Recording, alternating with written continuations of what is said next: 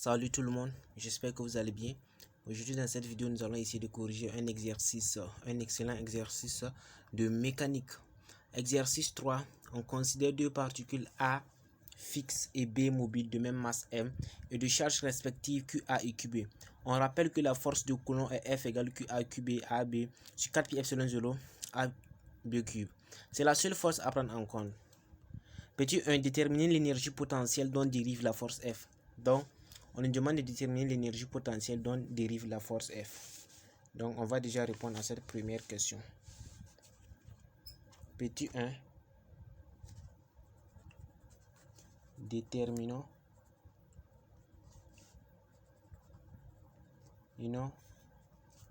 l'énergie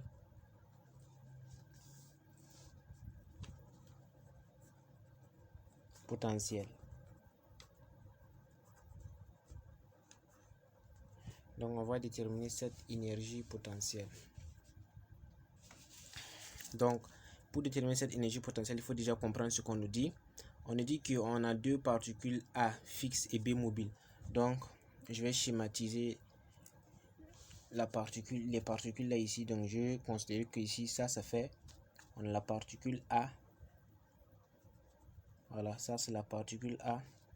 Et je vais considérer ici ça, c'est la particule B. Vous voyez? On dit que la particule A est fixe, mais B peut bouger, c'est-à-dire que B est mobile. Donc, je trace maintenant l'axe radial, voilà, qui permet de situer les particules dans un système d'axe. Voilà, je t'ai dit que donner les positions de ces particules là, comme ça. Et je vais considérer ici la particule, je vais appeler cet axe radial R. Je vais considérer la particule là, voilà, la particule A comme étant l'origine de cet axe radial. Voilà, donc ici on a la particule A pour ordonnée RA et B c'est RB. Vous voyez? Et là, on a dû déterminer une énergie potentielle. Alors, c'est quoi l'énergie potentielle d'abord? L'énergie potentielle, c'est l'énergie de pouvoir. C'est-à-dire que on veut que tu détermines l'énergie potentielle de cette particule. C'est-à-dire que la particule qui est ici, l'énergie potentielle, c'est l'énergie que tu vas dépenser pour bouger la particule de ce point RB à une position donnée. Et par exemple, la particule va venir ici à une position donnée. Voilà. Et pour faire ça, tu dois dépasser une certaine énergie. Donc l'énergie potentielle ici, c'est tout simplement l'énergie que tu vas dépenser pour bouger la particule de cette position initiale vers une autre position. Du fait que ici on a un champ électrique qui règne, donc pour faire tout déplacement, ça nécessite une certaine énergie. Et cette énergie, c'est l'énergie qu'on appelle l'énergie potentielle ici. Donc ce que je veux faire, c'est que, et qu'est-ce que je vais faire d'ailleurs, et je vais dire que je vais mettre l'expression de la force d'abord et on va voir comment on va résoudre ce problème. Donc on a ici la force c'est F, ils nous ont donné l'expression, ils nous ont dit que la force F c'est égal à quoi? Voici, c'est égal à QA fois QB le vecteur AB. Maintenant ils nous donnent un vecteur AB sur quoi? Sur 4 pi epsilon 0 AB cube sur 4 pi epsilon 0 AB cube. Bon, d'ailleurs, ce que nous vient en tête ici, c'est que dans le cours et les différents exercices qu'on fait, on n'aime pas utiliser A, B, on aime utiliser R. Voilà, on s'est habitué à utiliser R. Donc, on va essayer d'implanter R ici, de mettre R ici. C'est ce que nous allons essayer de faire. Alors, pour faire ça, qu'est-ce que nous allons faire? Déjà, on voit que A a pour, en réalité, pour abscisse ici, RA c'est égal à 0 puisque c'est l'origine de l'axe radial. Donc, ça, c'est égal à 0. Donc je vais introduire un certain vecteur unitaire. Je vais dire que AB, la distance AB, voilà. C'est-à-dire que si je dis AB, je vais dire que ici que AB c'est égal à R. Ce que je vais dire. Voilà. Donc ce qui implique que F devient maintenant QA fois QB sur 4pi epsilon. Et ici, j'ai le vecteur R. Ici, j'ai le vecteur... Ici, j'ai le module de R au cube. Donc, tout ce que je peux faire maintenant ici, c'est de dire que F ici, c'est égal à maintenant à QA fois QB sur quoi? Sur 4pi epsilon 0. Et ici, je dois faire apparaître un vecteur unitaire. C'est l'idée maintenant de faire apparaître un vecteur unitaire. Et pour cela, qu'est-ce que je vais faire? Je vais conserver ici le R là. Je vais mettre ici tout simplement R au carré. Voilà, R au carré. Et je vais multiplier par R maintenant sur ce qu'on a ici, c'est-à-dire maintenant on va avoir le module de R. Voilà. Et R sur le module de R, c'est le vecteur unitaire UR. Donc, R sur le module de R, on sait déjà que c'est UR. Donc, ce qui veut dire que la force va devenir QA, QB sur 4pi epsilon 0 R carré, UR étant le vecteur unitaire. Et là, je peux venir dans mon chemin que j'avais fait au niveau des particules que j'ai représenté dans l'axe radial, placer maintenant ici UR qui est un vecteur unitaire. UR. Alors, le vecteur unitaire, c'est un vecteur seulement qui me donne le sens de déplacement. Voilà, qui me dit que je vais comme ça, je vais comme ça. C'est ça le vecteur unitaire. Donc, voici ce que j'ai ici. Et là, c'est pas fini. Là, on me demande de calculer l'énergie potentielle. Moi, j'ai tout simplement changé l'expression qui est devenue un peu facile. C'est ce que j'ai fait. Alors, ça ne suffit pas. Donc, pour calculer cette énergie potentielle, il faut savoir que l'énergie potentielle, c'est une énergie, bon, je l'ai déjà dit au départ, je l'ai expliqué, c'est une énergie qu'on doit fournir pour faire des déplacements. C'est-à-dire que pour déplacer la particule d'ici à ici, il faut que je dépense une certaine énergie, n'est-ce pas? Donc, il faut que je combat la force électrique. Donc, cette énergie potentielle vient de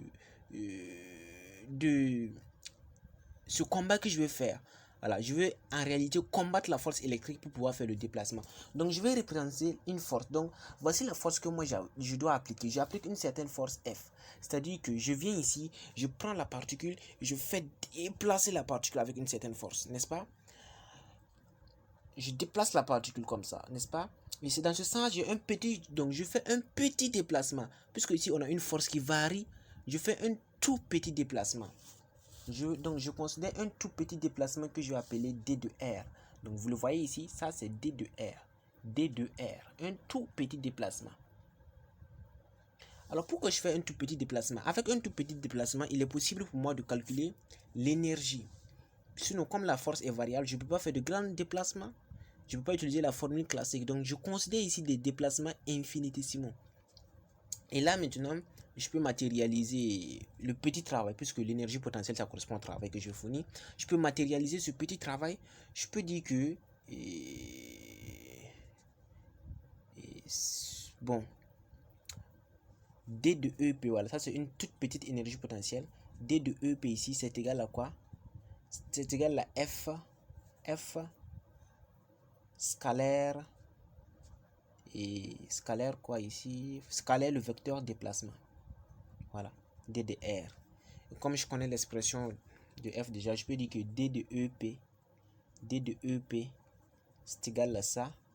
QA, QB sur 4pi epsilon 0 R au carré et UR scalaire D de R. Voilà, ça c'est le tout petit travail et un travail infinitésimal. Maintenant, je vais faire la somme de tous ces petits travaux là parce que ça veut dire que ça c'est D de EP. C'est-à-dire que je fais un tout petit déplacement. Et pourquoi je fais ce tout petit déplacement? Parce que je sais que pour un tout petit déplacement, je peux considérer la force comme étant une constante. Et là, si je considère la force comme étant une constante, je peux utiliser cette formule-là. Maintenant, pour trouver l'énergie totale, je vais faire seulement une intégrale, une somme totale. N'est-ce pas? Donc ça, c'est D de EP. Donc je vais dire que l'énergie potentielle que je vais déplacer là, que je viens de dépenser là, ça sera tout simplement égal à quoi? À l'intégrale de ça, de QA, QB sur quoi? 4pi epsilon 0 r carré UR d de R. Et là, d de R. Il y a un problème puisque je dois trouver les bornes d'intégration. Alors, qu'est-ce que je vais faire? Je vais considérer la particule B comme étant déjà à l'infini. Je vais considérer la particule B comme étant à l'infini. Donc, je vais faire la somme depuis l'infini jusqu'à une position R quelconque, n'est-ce pas? Depuis l'infini jusqu'à une position R quelconque.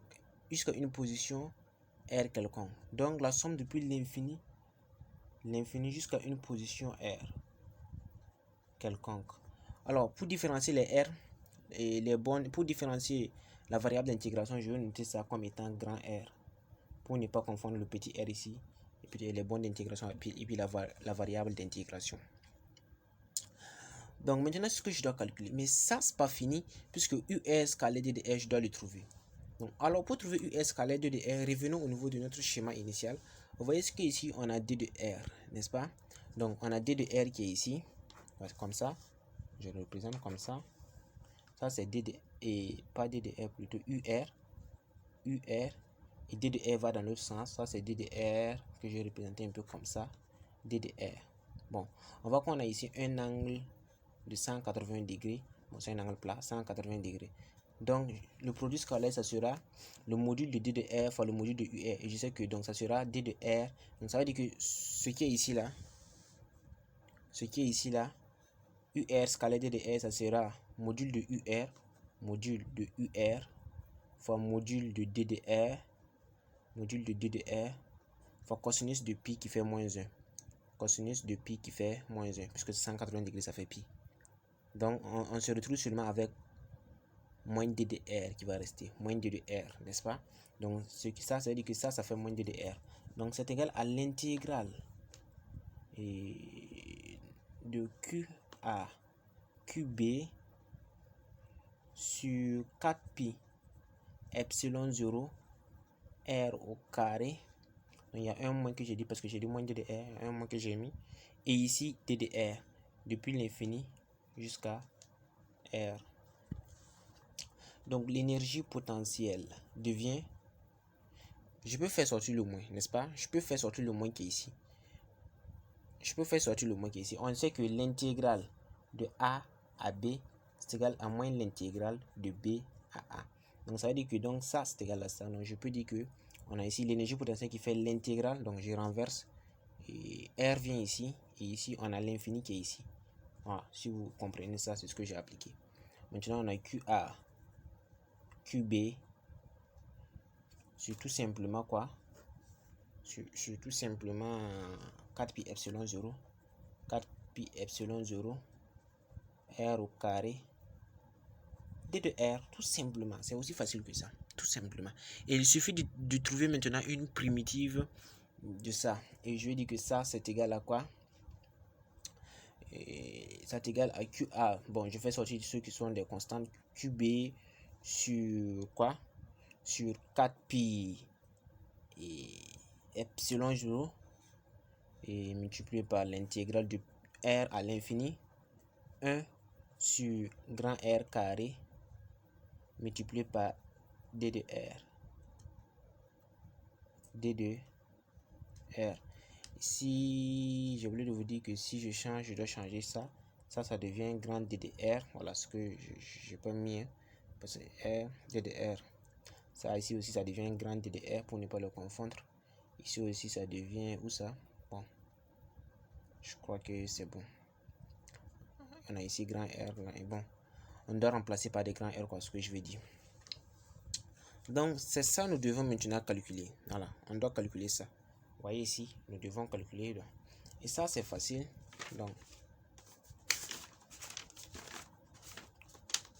Donc l'énergie potentielle, on a dit que maintenant, on voit que l'énergie maintenant potentielle, on a dit que ça fait moins l'intégrale de quoi à quoi? De R à l'infini, 1 sur R carré d de R à l'infini, 1 sur R carré et dit D de grand R, n'est-ce pas? D de grand R. Et maintenant, qu'est-ce que je veux faire? Ici, il y a le QA fois QB que je dois multiplier. Ne pas oublier ça. Bon, j'ai fini, je vais multiplier. Donc, et là, c'est égal à quoi? Une primitive de 1 sur x au carré. Ça fait moins 1 sur x. Une primitive de 1 sur x. La dérivée de 1 sur x, ça fait moins 1 sur x au carré. Et il n'y a plus de moins ici. C'est une erreur que je commis. J'espère que j'ai pas mis. Il n'y a plus de moins. Voilà, il n'y a plus de moins. Voilà, c'est bon, c'est comme ça. Ça fait moins 1 sur x au carré. Donc ça devient QA fois QB que j'avais pas mis ici. Fois QB sur quoi? Sur 4pi epsilon 0 intégrale de R à l'infini. Pas intégrale, je vais mettre la primitive comme ça. Primitive, bon, il n'y a pas ça. Bon, je mets maintenant ce que j'ai dit là. J'ai dit moins 1 sur R. Parce que la dérivée de 1 sur x, ça fait moins 1 sur x au carré. Donc, si je fais une primitive et de 1 sur x au carré, ça fait moins 1 sur x. Donc, ça fait ça. Et maintenant, je peux mettre R et ici, l'infini. J'espère que vous comprenez ce que je fais. Et ça devient facile maintenant. Et ça donne QA, QB sur 4pi epsilon 0 R. Si on remplace ça, infini ici, on aura 0. Et on va avoir 0. Et on va avoir maintenant moins. Avec le moins, donc ça donne plus. Donc l'énergie potentielle,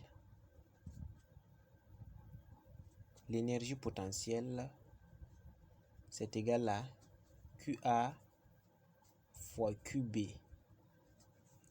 sur 4pi epsilon 0 R. 4pi epsilon 0 et c'est R, c'est petit r. Si je remplace, c'est petit r, je dis. Parce que c'est le R que j'ai remplacé ici, petit r. Donc ça, c'est l'énergie potentielle. Comprenez ici, quand je vais remplacer par le petit r, ça donne petit r, quoi. Ce que je vais dire, quoi. Donc ça, c'est l'énergie potentielle qu'ils nous ont demandé de calculer. Donc vous voyez que c'est aussi facile que ça. C'est facile, non? Et maintenant, nous allons voir la seconde question. Ils nous disent maintenant qu'on suppose QA égale QB égale Q. On lance B vers A avec la vitesse V0.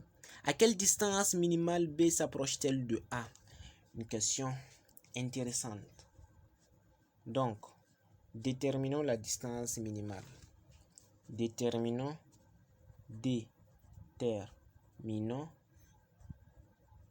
la distance minimale. Et qu'est-ce qu'ils sont en train de nous dire? Ils sont en train de nous dire que on suppose QA égale QB égale Q. Voilà, ça veut dire qu'ils ont la même charge. Ça veut dire si c'est négatif, négatif, c'est négatif, négatif. Si c'est positif, positif, c'est positif, positif. Donc vous savez qu'ils vont se repousser, n'est-ce pas? Donc on suppose QA égale, donc on va représenter encore ici QA. Et ici, au lieu d'utiliser un axe radial, je vais choisir un axe, bon, je vais choisir X, quoi. Donc QA égale QB, donc je place encore QB, comme ça. Et à chaque fois, je dois choisir un système d'axe.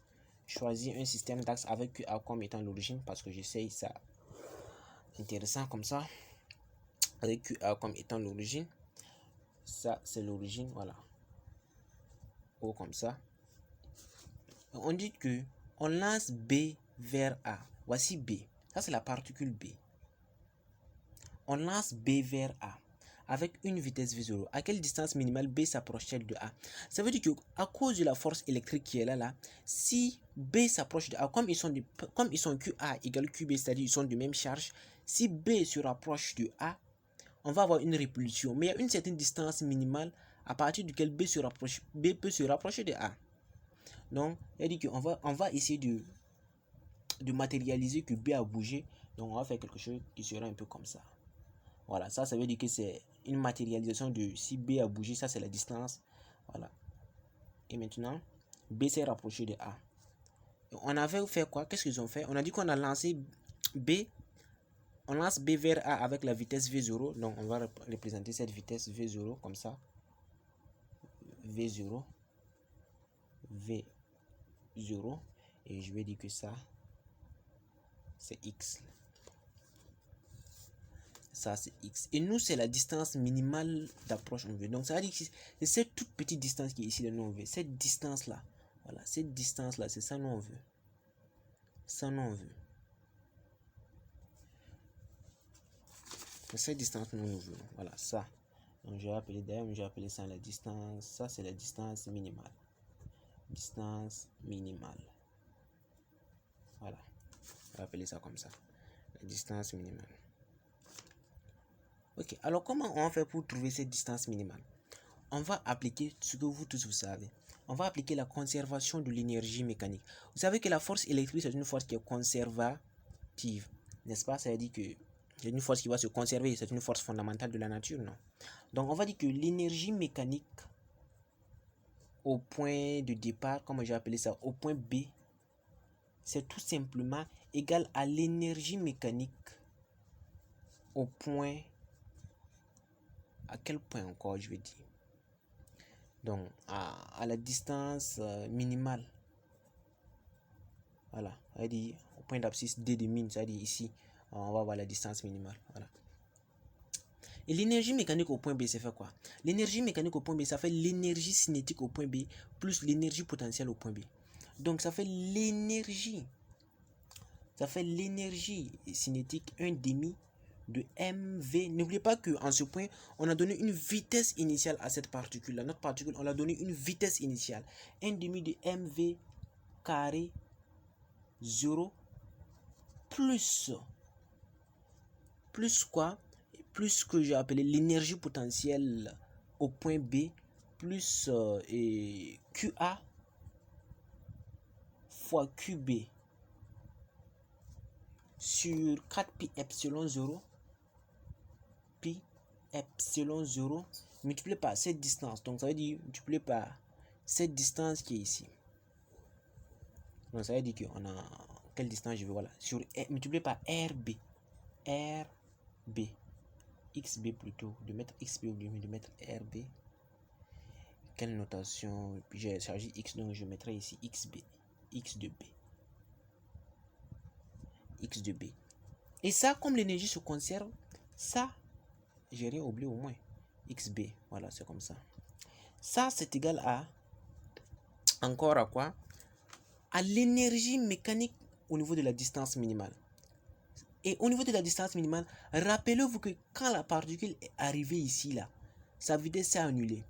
C'est-à-dire que sa vitesse, son énergie cinétique, toute son énergie cinétique de mouvement qu'elle avait, qu'elle bougeait là, s'est transformée en totalement une énergie potentielle. Elle n'avait plus ici d'énergie mécanique. Il n'y a plus d'énergie mécanique ici. Il n'y a plus d'énergie cinétique, je vais dire. Il n'y a plus d'énergie cinétique ici. Mais il y a une énergie mécanique. Toute l'énergie s'est transformée en énergie potentielle, je veux dire. Il y a une énergie potentielle. Toute l'énergie s'est transformée en énergie potentielle. Donc, toute l'énergie, c'est devenu quoi? C'est devenu QA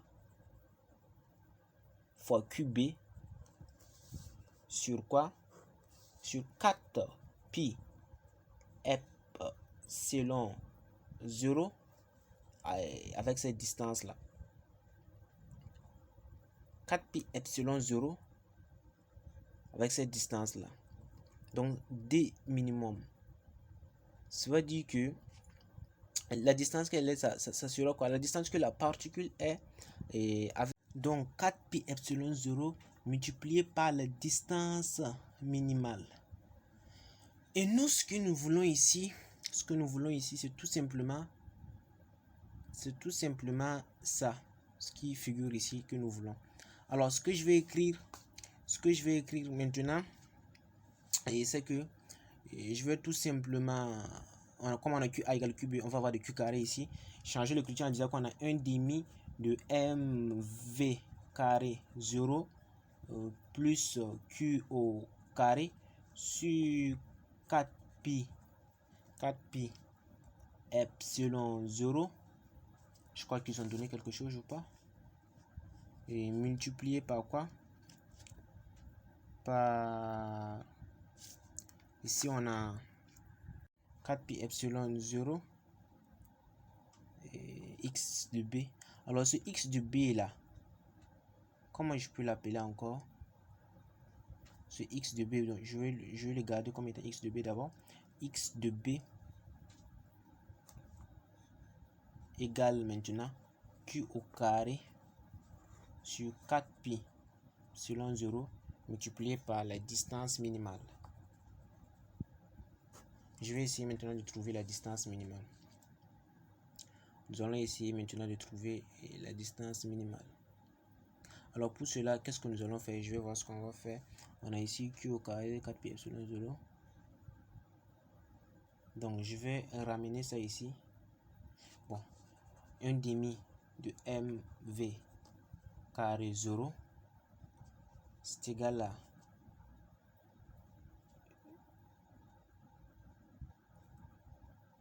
1 demi de mv carré 0. On a q carré ici sur 4pi epsilon 0. Donc je n'ai pas besoin, donc je vais garder le plus là, plus q carré sur 4pi epsilon 0. 4pi epsilon 0 multiplié par x de b, c'est égal là. Donc ici, j'ai q carré ici sur 4pi epsilon 0 multiplié par 1 sur la distance minimale. Donc, multiplié par 1 sur la distance minimale. Donc, j'ai écrit encore que ça fait q multiplié par q au carré sur 4pi epsilon 0 multiplié par 1 sur la distance minimale. Voilà, c'est ce qu'on a. On a cette écriture-là. Et maintenant, ce que je vais faire, c'est diviser tout ce qui est ici. C'est-à-dire que je prends toute cette écriture-là. Qu'est-ce que je vais faire? Je multiplie maintenant par l'inverse. Donc, on va avoir ici. Donc, je vais calculer ça d'abord. C'est un calcul un peu lourd. 4pi epsilon 0 fois x de b.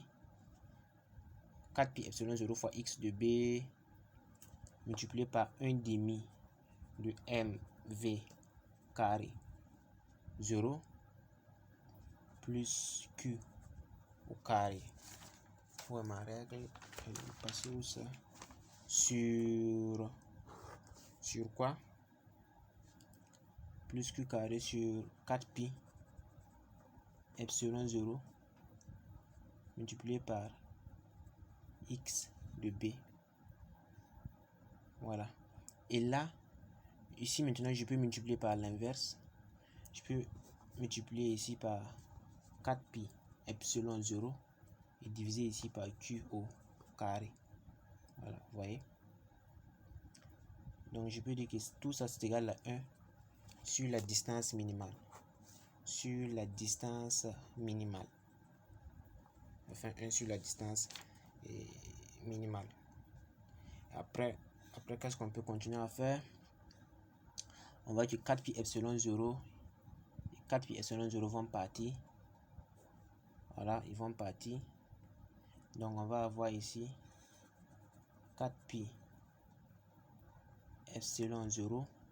Je crois que ici, on a 4pi divisé par 2. Il fait 2pi. On va avoir ici 2pi epsilon 0 x de b mv carré 0 plus q au carré sur q au carré xb q au carré xb égale 1 sur la distance minimale. Égale 1 sur la distance minimale. Et là, qu'est-ce que nous pouvons dire? Vous voyez maintenant que nous pouvons dire que quoi? Que d de min et d de min, vous voyez? C'est-à-dire que d de min, ça fait 1 sur tout ça. D de min, c'est-à-dire que la distance minimale, quoi, j'aime dire d de min. D de min, ça fait 1 sur quoi? Et 1 sur tout ça. Sur 2pi epsilon 0 xb mv carré 0 plus q carré sur quoi? Sur qb sur Q carré XB. Ça fait D de min. Ça, vous voyez l'expression, j'ai bien agrandi. Vous voyez que ça fait D de min. D de min, ça fait 1 sur 2 pi epsilon 0 XBM canon. Mais là, on peut continuer. On peut essayer encore de faire quoi? De simplifier cette écriture de D de min si vous voulez. Qu'est-ce que je peux dire là? Bon, je peux dire que D de min ici, j'espère que vous voyez que D de min c'est égal à quoi? Vous voyez que ici je peux scinder ça en deux. Ici par exemple je peux diviser, je peux dire qu'on a ça sur ça et ça va partir, scinder ça en deux et dire qu'on a plus ça sur ça et ça va partir. Donc ça fait tout simplement et 1 sur le XB là, voilà, je tiens sur ça, le XB là. Vous voyez que j'ai dit XB, si je dis XB, c'est comme si la particule QB là, la particule qu'on a représentée dès le départ, le QB là, c'est comme si cette particule avait une position fixe. Donc au lieu de dire QB, XB, je vais remplacer ça par quelque chose, un autre symbole que je veux quoi. Voilà, je vais remplacer ça, je peux remplacer ça par petit b par exemple. Un autre symbole petit b. Sinon, si je laisse ça comme ça, c'est comme si la particule a une position fixe. Non, c'est la position initiale de la particule. Donc, je préfère dire 1 sur, par exemple, comme c'est la particule B, dire 1 sur petit b. Voilà. 1 sur petit b. Plus quoi? Plus 2 pi et epsilon 0 mv carré 0 sur quoi? Je dézoome ça, hein, sur quoi même? Qu'est-ce que je veux dire là? 2 pi epsilon 0, bon ça part, j'ai dit mv carré 0 sur q carré. Sur q carré. Et tout ça, il faut dire que c'est moins 1 puisque c'est une puissance. C'est 1 sur ça, comme nous on aime simplifier les écritures. Donc ça c'est la distance minimale. Ça c'est la distance minimale. Vous voyez que c'est aussi simple. Ça c'est la distance minimale. Ça veut dire quoi? Cette distance minimale, qu'est-ce qu'elle nous renseigne? Voici ce qu'elle nous renseigne. Cette distance minimale, c'est la distance qui nous dit que, tu vois, quand ta particule B là, qui est ici là, quand tu vas la pousser avec une certaine vitesse là, quand elle va bouger, quand elle va atteindre cette distance là, qui vaut 1 sur son abscisse initiale, plus 2 pi epsilon 0 permittivité, mv, sa masse mv carré 0 sur q carré, à cette distance là, alors elle va répartir. Ah, c'est ce que ça veut dire. Cette distance c'est ce que ça veut dire. Donc ça, on a interprété la distance. Et quelle est la question qui suit, puisqu'on a déjà répondu à cette question? On suppose que A égale moins QB égale Q. Quelle vitesse minimale faut-il donner à B pour qu'elle puisse s'échapper à l'infini? Alors, on suppose QA égale moins QB. Ah, maintenant, on est en train de nous dire, par exemple, que QA, c'est l'opposé de QB. Quelle vitesse minimale faut-il donner à B pour qu'elle puisse s'échapper à l'infini? Donc, on nous demande ici une vitesse de libération, tout simplement. Et donc, la distance pour qu'elle puisse s'échapper à l'infini. Donc, distance. Donc, pour déterminer cette distance qui nous demande quelle vitesse, la vitesse minimale faut-il donner à B pour qu'elle puisse s'échapper à l'infini. Pour déterminer cette vitesse, je veux que vous compreniez d'abord ce qu'on veut dire par là. On a dit que QA, regardez, QA égale moins QB. Ça veut dire que on a deux charges maintenant, soit c'est plus et puis moins, ça c'est moins et puis plus. Voilà, donc mais QA c'est fait moins QB. Donc si on a QA comme ça maintenant, ici c'est QA comme ça. Et maintenant on va avoir QB, qui est par exemple situé ici, je vais dire QB comme ça. On nous demande la vitesse qu'il faut donner à QB pour qu'elle puisse échapper à l'infini. C'est-à-dire que le problème c'est quoi? C'est-à-dire que comme QA, comme ils sont opposés, ils s'attirent. Donc je dois donner une force, je dois appliquer une certaine force, c'est-à-dire déplacer QB pour qu'elle puisse se libérer de cette force attractive qui est ici. Voilà, qui attire, c'est-à-dire on a une force qui attire. Donc moi je dois prendre ces particules et pousser comme ça. Ouais. Donc je pousse la particule. Yo, je dépense une certaine force, vous voyez, une certaine énergie plutôt. Donc maintenant on dépend tout simplement la vitesse minimale. La vitesse minimale. Alors, si la particule arrive à l'infini, mais à l'infini, ça veut dire qu'elle n'a plus d'énergie potentielle. Son énergie potentielle là-bas, c'est nul. Puisque vous voyez que l'énergie potentielle, c'est en fonction de R. Donc, si R devient l'infini, c'est que son énergie potentielle, c'est nul. Donc, à l'infini, nous savons qu'elle va avoir une énergie potentielle nulle. À l'infini, l'énergie potentielle de la particule sera égale à 0. Donc, ça, c'est l'énergie mécanique à l'infini. Donc ça veut dire que l'énergie mécanique et à l'infini, j'ai dit à l'infini, ça sera égal à quoi?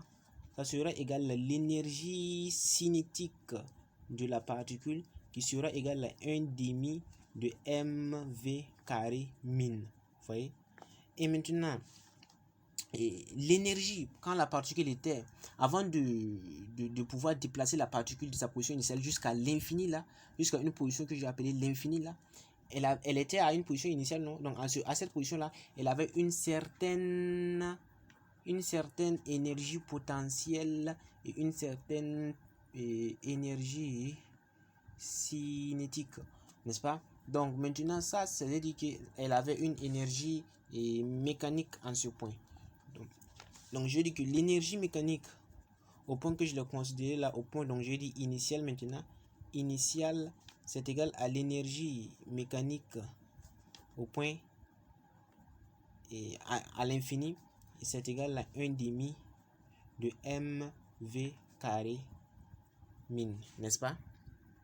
Donc, et l'énergie mécanique initiale là, c'était égal à quoi? Bon, initialement, elle n'avait pas d'énergie cinétique, non? Elle était à une position donnée. Et là, je vais venir la pousser. Elle avait de l'énergie, donc je vais la donner de l'énergie cinétique en ce moment. Donc, je vais décrire que 1 demi, je vais dire ici que 1 demi de mv carré min. J'espère que vous comprenez au moins. J'espère que vous visionnez les choses, l'image, ça vous vient en tête, l'image que je vais dire. Tout simplement, ça veut dire que la particule ici, elle était à une certaine position, hein, ici, et qui était égale à ce qu'on avait, la position qu'on avait là, c'est-à-dire ce qu'on avait, le petit b que j'avais dit là.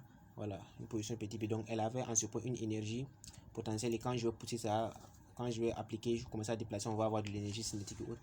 Donc, 1 demi de mv carré min et plus quoi, l'énergie potentielle en ce point, c'était m et c'était q, c'était quoi, c'était qa. Donc je vois qa égale moins qb. Donc moins q ici sur quoi, 4 pi epsilon 0 fois la distance que j'ai dit petit b. Et tout ça, c'est égal à quoi? Et c'est égal à... Ici, je crois qu'on a un tout petit problème, puisque ici, je ne devrais pas dire ça. Je dis 1 demi de mv carré. Bon, à l'infini, hein, à l'infini, il y a ce qu'on appelle la sphère de l'infini. Et ça veut dire qu'à l'infini, la particule, elle ne bouge plus. Voilà, elle ne subit aucune interaction. Elle est comme dans l'espace intersidéral, elle ne bouge plus. Donc, à l'infini, il n'y a pas l'énergie mécanique et l'énergie potentielle. C'est-à-dire que l'énergie cinétique et l'énergie potentielle, c'est égal à 0. Ça, c'est égal à 0. Puisqu'elle ne va plus avoir une vitesse à l'infini, elle va être immobile. Bon, ce que je devais dire, je devais être un peu plus prudent la prochaine fois. C'est égal à 0, ce qu'on doit dire ici. Et maintenant, on va essayer de trouver quoi? V carré min. Voilà. Donc, V carré min, c'est égal à quoi? On va dire que ça fait... On va transposer ça ici. On va multiplier par l'inverse. Bon, 2 sur m. Donc, ça sera 2q sur quoi? M4 pi epsilon 0 b. On va bien voir s'il n'y a pas d'erreur d'abord. V carré min. Bon, donc m sur 2, je multiplie par 2 sur m. Et 2 et puis donc V carré min, ça sera égal à quoi? Q sur m pi sur 2m 2m pi epsilon 0 fois b. Et v min sera racine de ça. Racine de q sur 2m pi epsilon 0 fois b. Voilà, donc ça c'est la vitesse qu'on doit donner. La vitesse minimale pour que quoi? Pour qu'elle puisse échapper à l'infini. Est-ce que je vous ai dit qu'il y a ce qu'on appelle la sphère de l'infini? La sphère de l'infini, on la représente souvent comme ça. C'est-à-dire que pour cette distance r, si la particule est ici, sa vitesse v est égale à 0. Son énergie potentielle aussi, c'est égal à 0.